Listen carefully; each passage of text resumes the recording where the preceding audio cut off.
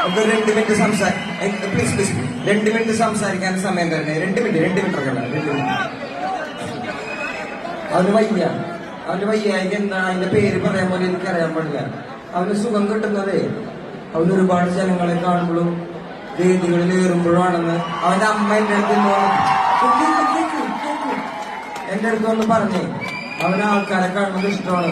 അവന് ഓരോ തവണ ഓരോ വേദികൾ കയറി അവൻ വീട്ടിൽ പോകുമ്പോൾ അവൻ ഇമ്പ്രൂവ് ആയിക്കൊണ്ടേയിരിക്കുകയാണെന്ന്. വേറെ കാര്യമുണ്ട്, അവൻ വീൽ ചെയറിൽ വരുന്നില്ല നിങ്ങൾ കണ്ടത്. അവനെന്റെ കൈ പിടിച്ച് നടന്നു വന്നു. അവനെന്റെ കൈ പിടിച്ച് നടന്നിട്ട് എന്നോടൊരു കാര്യം പറഞ്ഞു, ഞാനൊരു സ്റ്റേജിൽ കയറട്ടേന്നു. അപ്പൊ അവൻ സ്റ്റേജിൽ കയറണം. ഇത് അവന് കിട്ടുന്ന തെറാപ്പിയാണ്. മനസ്സിലാവുന്നുണ്ടോ?